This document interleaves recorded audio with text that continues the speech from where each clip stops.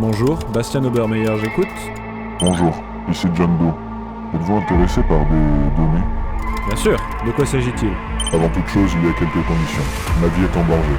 Nous communiquerons de façon codée, nous ne nous rencontrerons pas, et vous publierez tout ce que vous voudrez. Cela concerne les agissements de dirigeants, de célébrités, d'hommes politiques, de mafieux et bien d'autres. Mais je ne dirai rien au téléphone. Pourquoi faites-vous ça? Parce que ces crimes doivent être punis.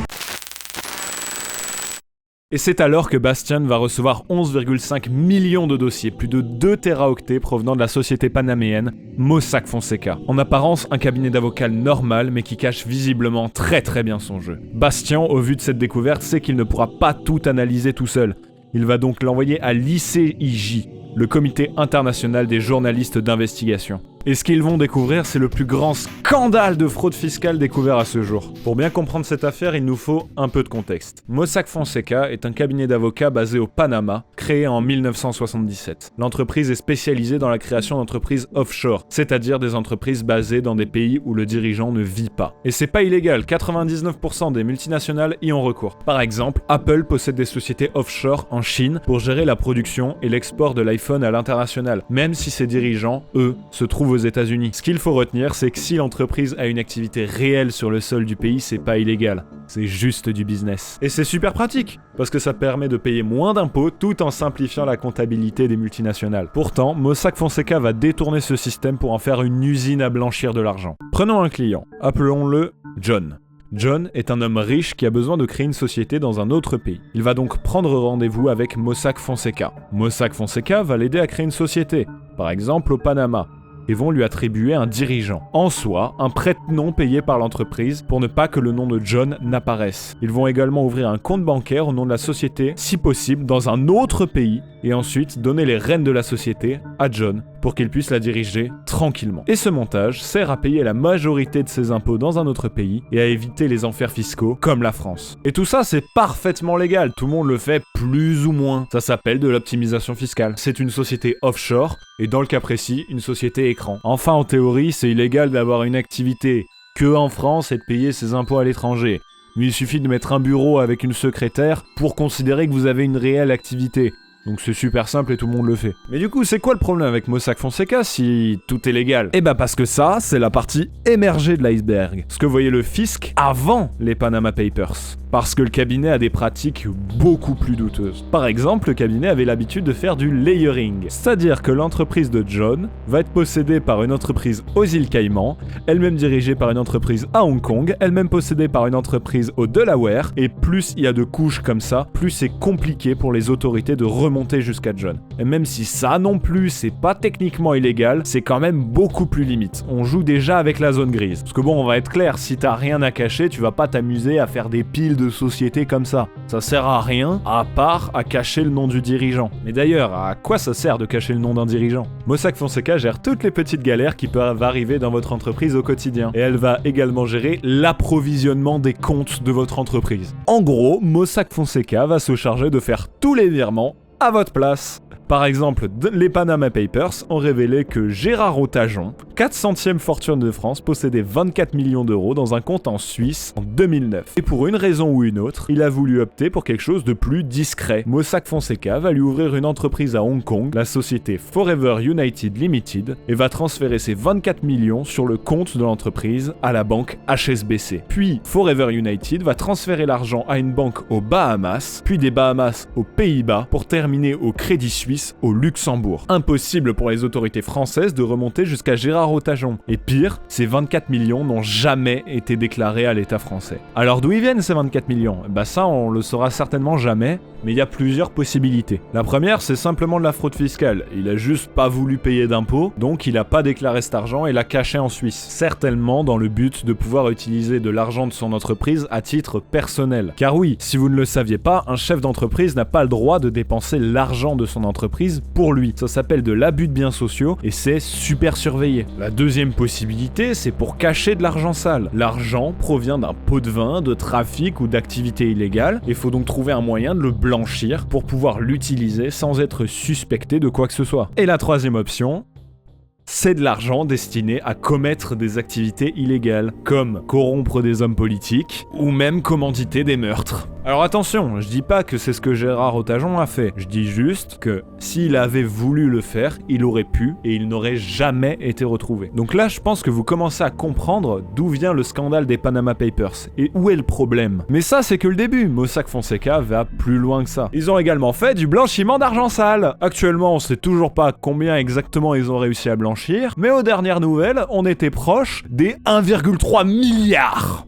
Et pour ça, ils ont utilisé un grand classique du monde du blanchiment, la compensation. Voici Bertrand. Bertrand est un mafieux ou un homme politique corrompu qui veut blanchir beaucoup d'argent rapidement. On parle de 800 000 euros. Mossack Fonseca va lui créer une société écran, comme elle a l'habitude de faire, prenant soin d'être intraçable pour le fisc. Mais là, on va avoir un problème. L'argent étant liquide. Impossible de le rentrer directement dans une banque. Alors, pour y parvenir, Mossack Fonseca va créer une fausse facture de 800 000 euros à un prête-nom domicilié au Congo. Ainsi, Mossack Fonseca fait croire aux autorités que la facture est adressée et a été réglée en liquide au Congo. Mossack Fonseca peut alors déclarer normalement cet argent dans son chiffre d'affaires et va utiliser une de ses sociétés écrans personnelles afin de faire un virement de 720 000 euros sur le compte de la société offshore de Bertrand. Bertrand se retrouve alors avec son argent blanchi dans une banque et ça ne lui a coûté que 80 000 euros que Mossack Fonseca vont garder pour eux. Et c'est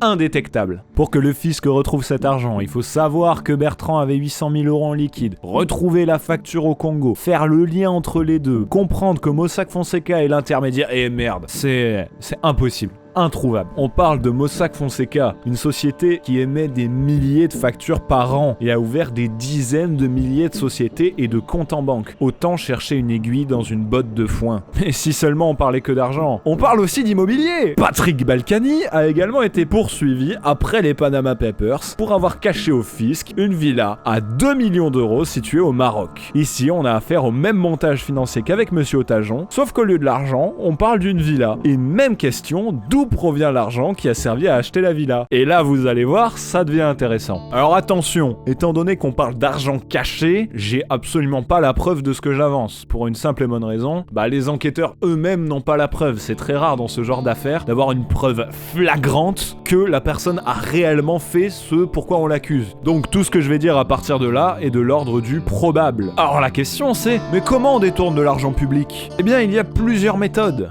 La première, c'est celle pour laquelle François Fillon a été condamné. Les emplois fictifs. Vous faites signer un contrat de travail dans une mairie ou un cabinet public afin que la personne touche un salaire, sauf que cette personne ne travaille pas réellement et touche donc un salaire de l'État sans travailler. Évidemment, le problème de cette méthode, c'est que c'est complètement cramé. Au moins de contrôle, tout le monde le voit. Heureusement, il existe d'autres méthodes beaucoup plus subtiles. Comme les contrats fictifs. Imaginons que vous soyez maire d'une ville. Vous allez engager une entreprise de jardinage pour tailler la haie derrière la mairie, pour un prix nettement au-dessus du marché. Sauf que vous vous étiez mis d'accord avant avec l'entreprise pour qu'elle garde la moitié de l'argent et reversera l'autre moitié sur un de vos comptes. Et en plus, même pas besoin de tailler la haie, le temps qu'il y a un contrôle, on pourra dire qu'elle a repoussé. Et bon, il y a plein d'autres manières de faire. Je pourrais faire une vidéo entière sur le détournement d'argent public. Oh putain l'idée. Vas-y, si tu veux pas louper ça, abonne-toi. Et là, vous allez me dire, oui, c'est bien beau le détournement d'argent public, mais c'est quoi le rapport avec Mossack Fonseca ? Pour le savoir, revenons à Monsieur Balkany. On peut aisément imaginer qu'il aurait détourné de l'argent public d'une manière ou d'une autre. Le problème, c'est le suivant. Monsieur Balkany peut détourner de l'argent comme il veut, mais en petite quantité. On ne parle que de quelques milliers d'euros, étant donné que le fisc a accès à ses comptes. Il va donc voir Mossack Fonseca, qui va lui faire une société écran sur mesure. Une fois que Mossack Fonseca a caché l'argent sur sa société écran, il va s'empresser d'acquérir des villas de luxe partout autour du monde au nom de sa société écran. Tout ça dans le but de garder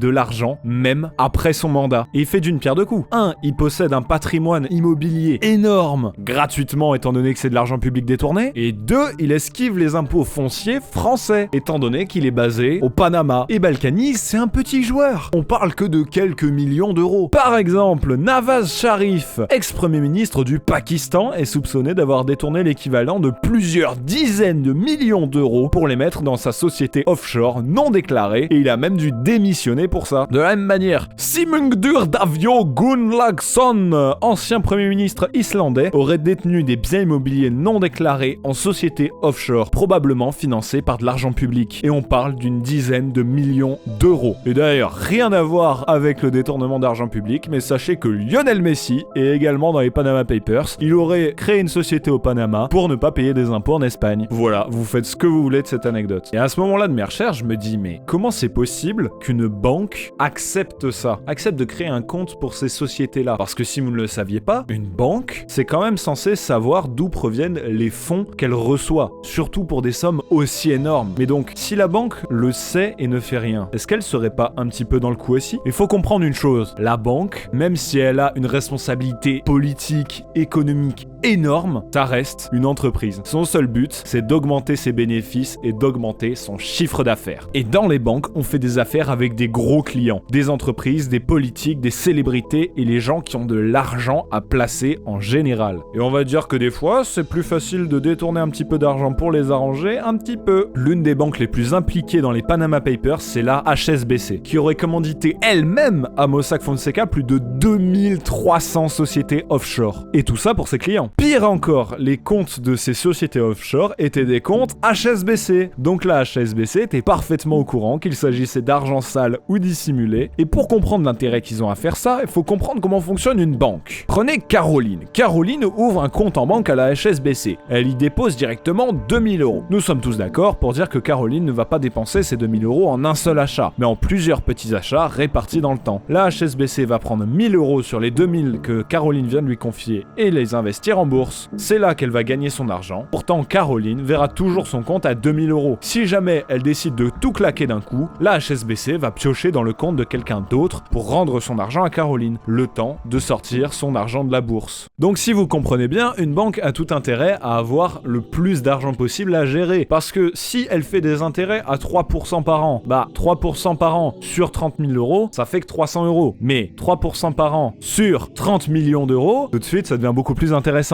Donc concrètement, la HSBC a tout intérêt à ouvrir des sociétés écrans pour ses clients, pour qu'ils lui permettent de gérer les fonds de ces sociétés écrans, même si c'est moyennement légal quand même. Et la HSBC, c'est pas la seule banque qui a fait ça. La Société Générale, BNP Paribas, le Crédit Suisse, ING et même Edmond de Rothschild sont aussi impliqués dans cette affaire. Ils ont tous demandé à un moment ou à un autre à Mossack Fonseca de créer des sociétés écrans pour leurs clients. Les banques sont donc tout aussi coupables que les fraudeurs eux-mêmes, car elles ont donné le moyen à tous ces gens de faire leurs petites affaires en fermant les yeux sur leurs agissements. Et c'est elles qui ont permis tout ça, dans le seul but de gagner de l'argent, et parfois même sur votre dos quand c'était de l'argent public.